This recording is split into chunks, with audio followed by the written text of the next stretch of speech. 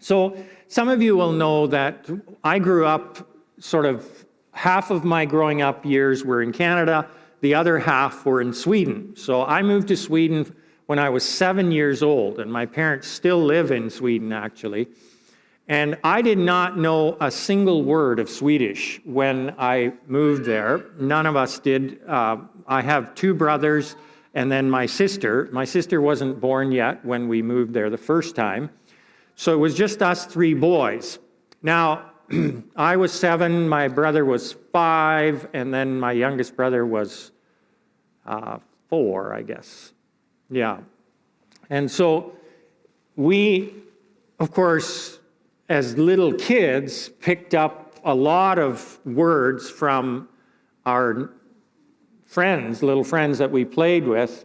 And there was one day where my middle brother came home very proud to show off the new words that he had learned to my dad, who spoke Swedish.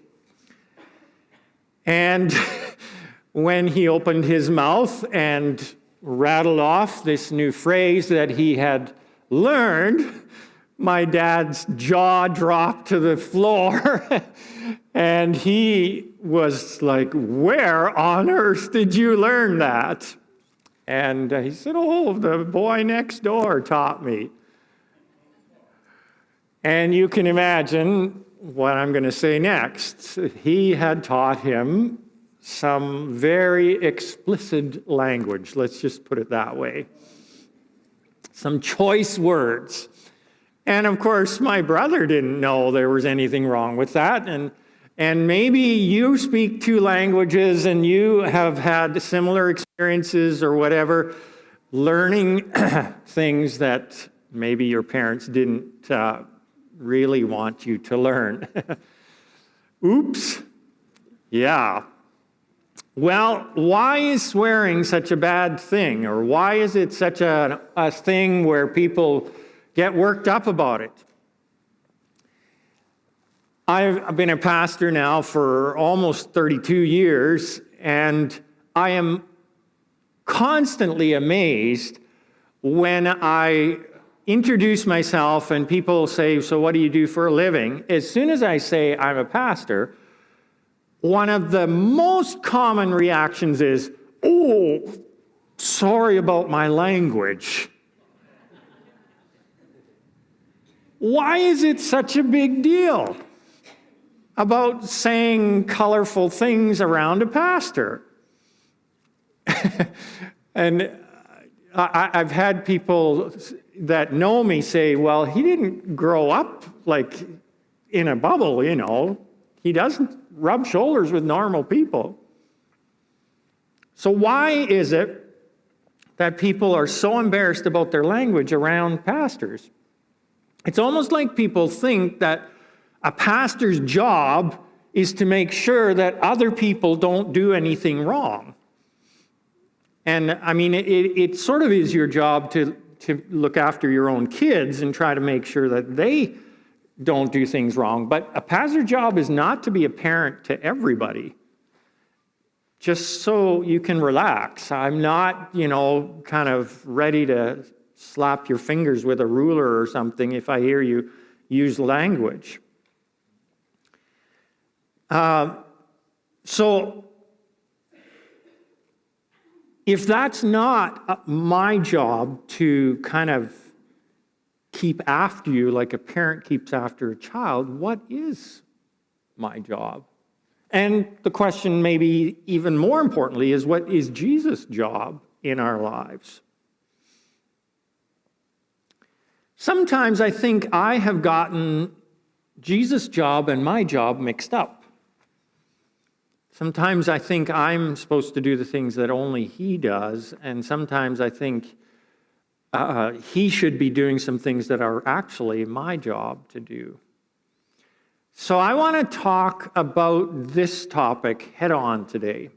We're sort of a down-to-earth church, so if you guys are okay, we're just going to talk turkey here this morning. And I mean not the bird type, the actual turkey, you know what I mean. That was supposed to be funny, okay? Okay. So I want to go to Ephesians chapter 4. So Ephesians is in the New Testament. That's the last 1/3 of the Bible. It's a tiny little book. It's written by a guy named Paul. Paul was the author of a large part of the New Testament. He was a Jesus follower, but not while Jesus was here on earth. He actually converted from Judaism to being a Jesus follower after Jesus had already gone back to heaven. So I want to read just 2 verses in Ephesians chapter 4, verse 29 and 30. And there it says, "Do not let unwholesome talk come out of your mouths, but only what is helpful for building others up according to their needs, that it may benefit those who listen. And do not grieve the Holy Spirit of God, with whom you were sealed for the day of redemption." So many people have interpreted this passage as meaning that we shouldn't swear. That phrase there, unwholesome talk, that could mean swearing. Now, just for a little background here, the Bible was originally written in 3 different languages. So the Old Testament was written in Hebrew, which is what Jews speak, and Aramaic, which was what Jesus spoke. So those 2 are somewhat related, but they are different languages. And then the New Testament, which is where we were reading, was originally written in Greek. Now, it wasn't, there was several different kinds of Greek, just like there's several different kinds of English. There's Southern drawl, and then there's the Boston English, and then there's I'm not going to make fun of Newfoundlanders. But there's that English too, and then there's academic English, and then there's medical English, which is a whole different language, and then there's English that, is trade English for specific trades and so on. And it's interesting, we have this little phrase, "That's all Greek to me." Have you ever heard that? I don't understand that. Well, it comes from this, actually, that we don't understand Greek like the Greek that the Bible was written in, actually. So the New Testament was written in what's called Koine Greek, which is basically everyday English. So it's sort of conversational Greek. The Greek that just the average person would use. So there's no highfalutin language in it. It's not theological in nature or anything like that. It's just street language. Now, when I first started pastoring, I actually started pastoring in Sweden. But I didn't take my theology training in Swedish. I took it in English. So, back in those days, 32 years ago, preaching was a little bit different, and we would often use sort of theological language in our sermons. Nowadays, you try to use language that everybody can understand, but back in those days, they wanted you to use, theology language, big words like propitiation and redemption and things like that we hardly ever use in everyday language. So when I started preaching in Swedish, I only knew conversational Swedish. So I would go in my sermon until I got to a point where I didn't know the word in Swedish, and then I would be standing there kind of trying to remember or think of what the word might be. And so then I started this thing where a lot of Swedish people understand English, So I would call out the word in English, and then somebody in the congregation inevitably would know the word in Swedish, so they would call the Swedish word back to me. And so we had more of a kind of a dialogue type of sermon when I first started preaching in Swedish. And that's how I learned theological Swedish. But if you had lived in the time of Jesus and shortly afterwards, when the New Testament was written, you wouldn't have needed to know theological Greek to read the New Testament about Jesus, because the New Testament was written in conversational language, which was very different from other religions at that time. Most religions have a sort of a language that's very spiritualized and theological in nature, but not Jesus followers. Now, sometimes it's helpful for us to study the original language that the Bible is written in order to understand some of the nuances of that language better, because sometimes it doesn't translate over real easily. Sometimes the English word doesn't give you a really good equivalent to the Greek word, in this case, from the New Testament. Probably those of you that know a second language or Newfoundlander would know that there are some things from that other language that don't always translate over easily to English, right? Anybody know that? I've heard some amazing expressions from Newfoundland that I don't think there is an English equivalent to. Sorry for picking on you, for all you people from Newfoundland, but you know what I'm talking about, though. Yes, I am very lucky. So anyway, I'm not setting a precedent for 2023 here. Just relax, okay? I love Newfoundlanders. I really do. I want to go there someday. Anyway, the Greek word here for unwholesome talk in this passage is actually sapros. Sapros, which actually literally means putrid or rotten. So what he's saying here is don't use putrid language or putrid talk or rotten talk. And that certainly could include swearing, for sure, but it actually mainly refers to speaking badly about other people. So when Paul is saying don't use unwholesome talk, he's actually primarily referring to how you talk about other people. Things like gossip and slander, backstabbing, things like that, talking behind people's backs. That's really what he's getting at. So I want to go to another passage from Matthew chapter 5. So that's a little bit closer towards the middle of the Bible, right at the beginning of the New Testament. I want to start in verse 21. And this is Jesus himself talking. And he says, "You've heard that it was said to the people long ago, 'You shall not murder, and anyone who murders will be subject to judgment.' But I tell you that anyone who is angry with a brother or sister will be subject to judgment. Again, anyone who says to a brother or sister, 'Raka,'" now let me just pause there. Raka literally means airhead. Airhead. That's the English equivalent. Basically, that you got nothing between the ears. So anyone who says to a brother or sister, "You airhead," is answerable to the court. And anyone who says, "You fool," will be in danger of the fire of hell.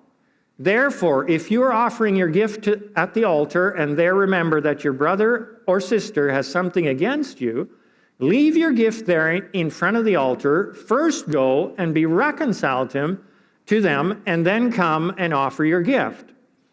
So here we see Jesus sort of expanding on this idea, and this is probably where Paul got his teaching focus from for the first passage that we read from.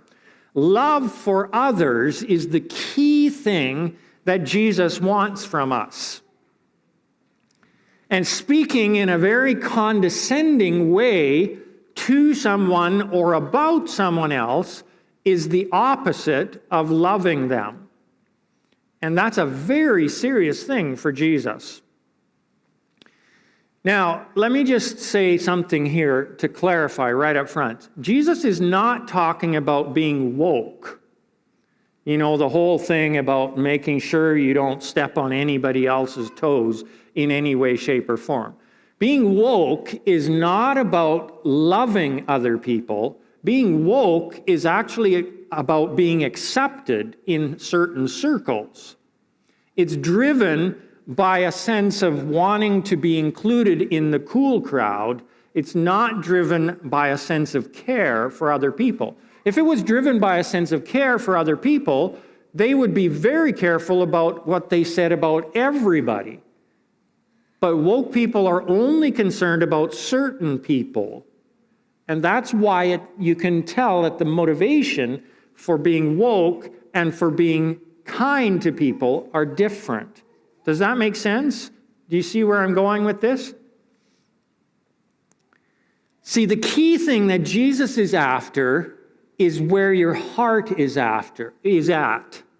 If your heart is in the right place, then you might say the wrong words, but if your heart is in the right place, you mean well, and God respects that. Now, this might kind of rock your boat a little bit. The truth is, I've actually heard some people, not an awful lot of people, but I've heard some people who would never utter a swear word. You would never hear any kind of off-color language come out of their mouths,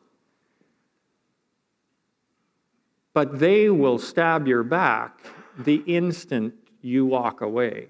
They will talk bad about people. They will slander you. They will speak ill of you and all kinds of things. That is really bad in Jesus' way of thinking.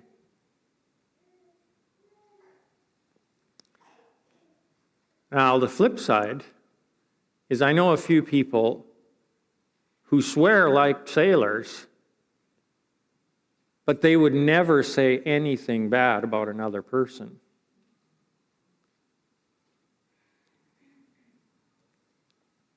Which one of these is more like Jesus?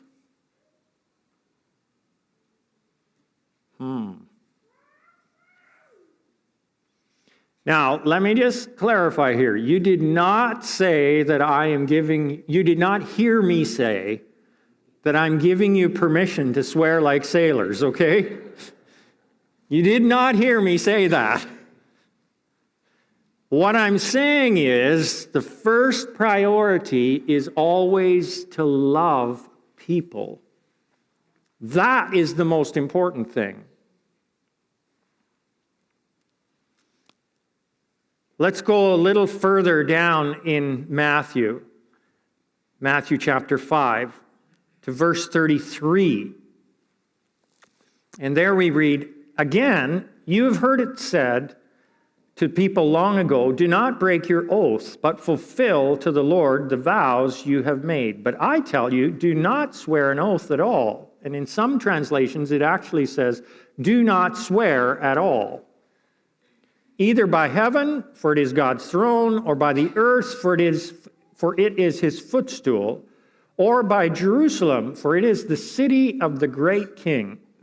And do not swear by your head, for you cannot make even one hair white or black." This was before the day of dyeing your hair. All you need to say is simply yes or no. Anything beyond this comes from the evil one. And just to clarify, I did not dye my hair. This is natural, this beautiful gray here. So some have interpreted this passage as saying that we shouldn't have a potty mouth. And actually, this passage is talking about swearing oaths. Now, swearing an oath is actually very different than swearing in the sense of foul language. It's actually talking about swearing to make a promise. How many of you remember a few weeks ago there was a big thing in Quebec because the leader of the Parti Québécois refused to swear allegiance to the new king, King Charles III, yeah. Anybody see that in the news? Yeah, a few of you. So the Speaker of the House made a ruling, and it was a big hullabaloo, and eventually I think he ended up having to swear allegiance anyway, but that's actually closer to what this is talking about. To us everyday people that are not politicians and things like that, what really this is talking about is he's saying, don't make promises that you can't keep. Basically, don't try to impress people with strong language about what you're going to do or not going to do. Just be a person of your word. Just be what we would call a straight up kind of person. Not the kind of person that needs to impress or anything like that. Just one of those things. Have integrity. Be dependable.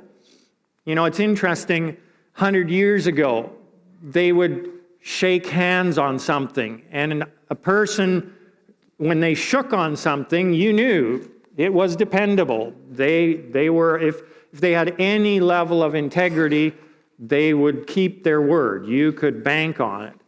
Nowadays, we need to have people signing on the dotted line, and, they need to have their signature witnessed, and, a commissioner of oaths and all of that stuff there, because we don't trust each other, and for good reason. There's a lot of people out there nowadays that they aren't good for their word. They don't keep their promises. And Jesus is basically saying here, be people that are reliable, dependable. Don't promise things that you can't keep. What is it they say in business? Under promise and over deliver. And nowadays, that often is the other way. We overpromise and underdeliver. And Jesus is basically saying, no, we want you to be exactly the opposite. And whenever people use either colorful language or sometimes big words, it's usually because of insecurity about their ability to deliver on what they're promising. And so they try to impress you with their language, whatever way they do that. And Jesus is basically saying here, don't try to impress people with your language. Don't impress them with your big words, nor your colorful words. Just be kind of a straight up type person. This is who I am. This what you see is what you get kind of a person. That's what Jesus is calling us to. And the interesting thing is that often when we use colorful language in particular, we sort of slap ourselves on the wrist and think, oh, I shouldn't do that. And we try to stop that by, hunkering down and, getting after ourselves or whatever, not realizing that often that stuff actually comes out of a deeper level of insecurity in our lives. And Jesus isn't into just behavior modification. He's actually into healing our hearts. And in this case, he's into healing our insecurities. He wants to change the way we feel on the inside, the way we see ourselves, so that we don't have this crippling insecurity that drives us to try to impress other people in any way, whether it's through our language or through our what we wear or what we drive or where we live or whatever. He is there to heal us on the inside so that we can be that kind of a straight up, take it or leave it, this is who I am kind of person. A secure person. A person who doesn't need to put on anything to impress anybody else. He gives us the ability to live simply and be humble. That's the kind of person I want to be. And I believe that's the kind of person Jesus wants all of us to be. And I think you're here because you, deep down inside, want to be that kind of person too. Wouldn't it be wonderful to be able to live with nothing to hide, nothing to prove, and just that sense of peace on the inside? Not having to manage our image in any way, shape, or form. You know, it used to be that we managed our image by watching our P's and Q's and dressing the right way and, hanging out with the right people. Now we manage our image by putting the right things on social media. But what if we didn't need to feel like we needed to somehow impress anyone? Nothing to prove. That's where Jesus wants to take all of us. So how does he do this? Well, there's a lot of ways in which Jesus does this, but it can be basically summarized in one way. He basically rubs off on us. See, Jesus is probably the most secure, confident, least show-off kind of person you will ever meet. You can absolutely relax with him. And when you do, and when you hang out with him, it rubs off on you. And we gradually become like Jesus the more we hang out with him. And how do we hang out with him? Well, we talk to him. That's called prayer. We read his book. It's called the Bible. We hang out with people that hang out with him, that are trying to become like him too. That's called church. That's called small groups within church. We are influenced by other people who are influenced by Jesus. And as that influence trickles down into our lives, we are gradually transformed. And I think the most beautiful thing you can ever see in a person is that growing level of peace and joy and love and grace, patience, kindness, goodness, growing in a person by them rubbing shoulders with Jesus. My goal for my life is that the older I get, the kinder I will become, the more loving I'll become, the more gentle I'll be, the more patient I'll be, the more kind I'll be, and so on and so forth. That's my goal. So if I live to be 90 years old, I'm hoping that I will be the sweetest old man you've ever met.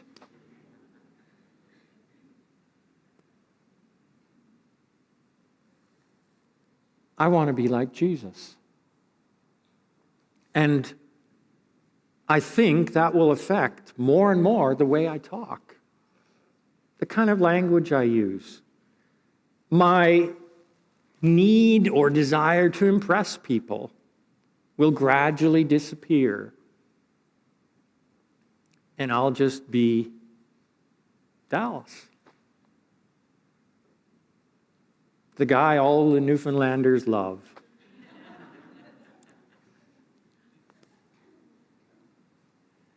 You know, I remember when Josh, our youngest boy, was probably about 4 years old. We'd just moved here to Whitecourt a couple years ago, and there was a family in that our kids were the exact same age as their kids, and so they were in the same grades, all three of them, in school.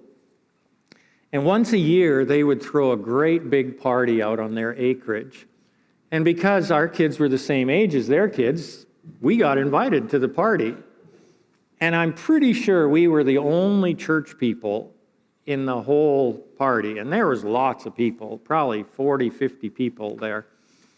And there was a fire pit in their yard, and so we were sort of hanging around the fire pit, and Josh was there with me, and there was a fellow there, probably in his mid-40s, maybe early 50s, and he'd had quite a few, knocked back quite a few, and was feeling pretty bold and so on, and yeah, he was making the air pretty blue.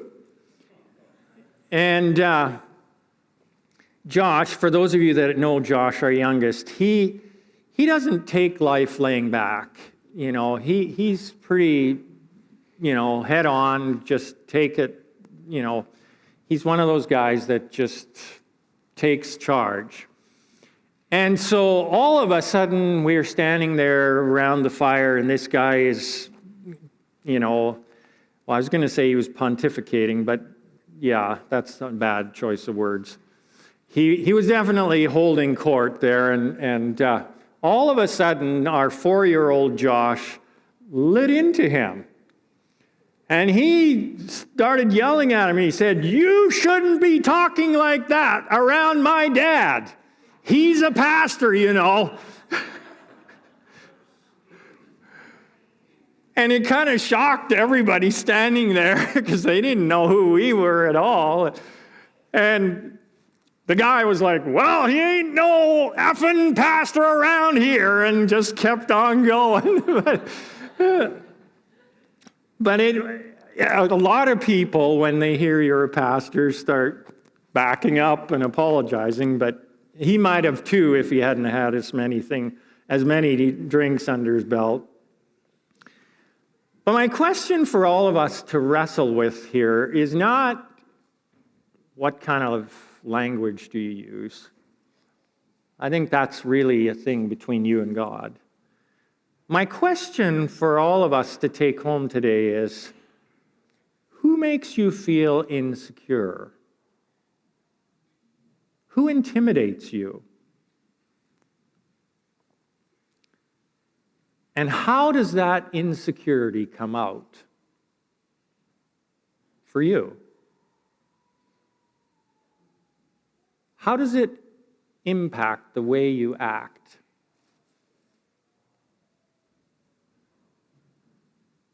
Let's pray. Dear Jesus, as we enter this new year, we want to be more like you. And we've talked about something very practical today, very much where the rubber hits the road. And we know that that is an area that is very relevant for all of us. But Lord, I pray that you would help us to go beyond just thinking about, should I say that or not, to the question of, am I as secure as what you would want me to be on the inside? And what's the next step for me to gain a deeper level of security in you? For you to heal those areas where I feel intimidated, where I feel like, ooh, I need to hide somehow. I need to impress somehow. Help us, Jesus, to become people that are so straight up, so comfortable in our own skin, that we don't have to impress anybody. That we can just be the loving, grace-filled people that remind people of you. I pray this in Jesus' name. Amen.